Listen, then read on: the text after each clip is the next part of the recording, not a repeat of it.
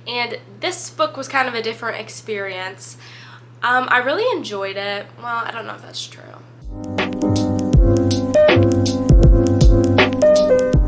Hey, what's up you guys, and welcome back to my channel. For those of you who have never been here before, what's up? Welcome. So you may be wondering why I have waited so long to film and upload this video, and that's a great question. Yes, I'm talking about the books that I read in January. I'm a little late. You know, life happens. Life gets in the way. I meant to film this video like a few days into February, and then it just didn't happen, okay? It just didn't. So I thought maybe this video had left the field of view, but I decided I really did want to talk about the books that I read in January, so I'm still gonna make it, and if you have a problem with that, leave? I don't know why I'm being so hostile. I'm being so defensive of my actions. But in today's video, I'm going to be talking about the books that I read in January, and I'm also going to talk about the books that I read in the first week or two of February, because I've read them, so let's talk about them too. But I've got quite the variety to talk about today. Have some young adult, have some classics, have some contemporary romances.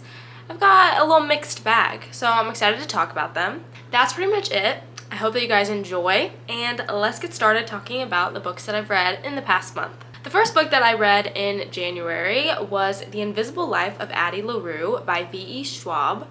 And I know I was kind of late to the party with this book. This book was super popular last year, but I really enjoyed it. I definitely think it was, worth the hype that it got. I really enjoyed the characters, the plot. I thought it was awesome. So this book follows a girl named Addie Larue who makes a deal with a devil in the 1700s to live forever because she is being forced into this marriage that she doesn't want to be in, and so in a desperate moment she makes this deal, but it comes with a stipulation that even though she can live forever, anyone that she comes into contact with is destined to forget her. So as soon as someone meets her and they turn their back on her and don't even see her anymore, boom, they don't remember her. So yes, she's living forever, but she's also lonely. Until one day in the 21st century, she meets a boy named Henry who remembers her the next time she sees him. The book goes back and forth between the 21st century and her meeting Henry and developing that relationship, to also flashbacks through the past 300 years of what her life has been like, learning how to live on her own. So maybe this is an unpopular opinion, maybe it's not, but I really enjoyed the relationship between Addie and Luke. And Luke is the demon or the devil, I don't know. He's the dark spirit who curses her. And he's the only person who remembers her. So even though she hates him, she also kind of loves him as well because he's the only person who knows her. And they have this really tumultuous relationship. And to be honest, I was here for that relationship. I didn't care about Henry so much. I was really just waiting for Luke to be back on the page. I don't know if I was the only one. I love their little relationship. And yeah, maybe that's a little toxic trait of mine, I don't know. But overall, I would say I really enjoyed this book. The one thing that I do say about it is that I think it was maybe like 100 pages too long. Near the end, it's really kind of dragging out and you're ready for it to wrap up. So I feel like it could have wrapped up a little bit quicker. But overall, the writing is really beautiful, the story is really interesting, and it's a good one. So I would definitely recommend The Invisible Life of Addie Larue. The next book that I read in February was The Wicked King by Holly Black, and this is the second book in the Folk of the Air trilogy. And if you've seen my Cruel Prince reading vlog, then you'll know that I really enjoyed The Cruel Prince, and so I was very excited to read The Wicked King, and it did live up to the hype. I thought it was a great sequel to the first book. I'm not going to talk too much about the plot because obviously I don't want to spoil anything, but it's about a human girl named Jude who is raised in the world of fairy, and she is learning how to navigate the fairy court system, and fairies hate humans, and she's kind of over that and wants to take some power for herself. She girl bosses her way up into the court, and it's just It's a very girl power book. That's one reason I really like it, is Jude is such a great protagonist because there is a love story in the book, but it's not the main focus. And normally I do love a love story and I want that to be the main focus, but then I get upset if there's only a love story and I feel like the girl usually doesn't have anything else, you know, occupying her mind. So I really appreciated how Jude was like, you know what, let me manipulate people, let me get what I want. And I respect that. Plus, I really love her and Carden's interesting relationship, and the ending of this book was super crazy. I'm really excited to read the third one, and yeah, I would suggest this series if you're into fantasy, if you're into kind of like the world of fairies. That's pretty much it. I enjoyed this one. Go read The Cruel Prince if you haven't yet. The next book that I read in January is November 9 by Colleen Hoover. And I'm not going to talk too much about this book because I made a whole reading vlog dragging it through the dirt. So go watch that if you want to be amused, because I think it's pretty funny watching my real-time reaction to this really horribly written book, in my opinion. I know that some people love this book and they love Colleen Hoover, but I think she's just not my type of writer. But this book follows two people. I can't even remember their names because I think I blocked this book out. Let me look it up.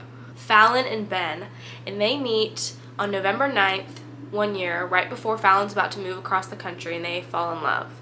And so every year for 5 or 6 years, they meet up on the same day, but it's the only time that they interact with each other. They don't have each other's contact information. They just meet up on this one day. So like I said, I'm not going to talk too much about it. Don't read it. I think it's a waste of time. Like I was talking about with The Wicked King, I really appreciate when there's a nice romance, but there's other factors involved, and that is not the case with this book. This book is only about this relationship, and it's nothing else happens in this book other than them being angsty about each other. That's it.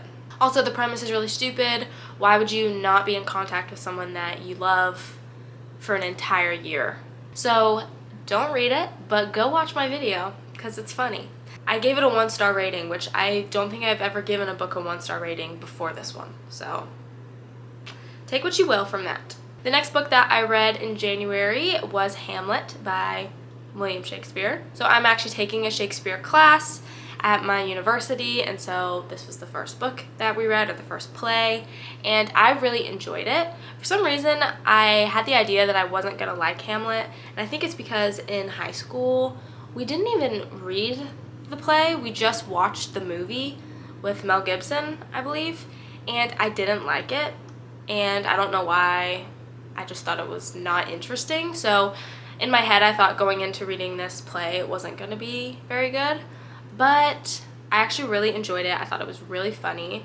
For some reason, I thought that this play was just all angst, and it was all Hamlet just like being mad and angsty, which it is, but it's also really funny. So that really makes up for it. It's a tragedy, but there are so many funny moments. Hamlet's a hilarious character. He just makes these ridiculous comments to people, and it's a pretty easy read. I know Shakespeare can be daunting sometimes, but I thought it was pretty easy to follow and just really funny, actually, which I don't know if other people feel that way about Hamlet, but I thought it was funny and it kept me interested, and I recommend it. I mean, it's Shakespeare, so this is what's up. And the last book that I read in January was The Catcher in the Rye by J.D. Salinger. So I have been grappling with wanting to read this book, not wanting to read this book for a long time.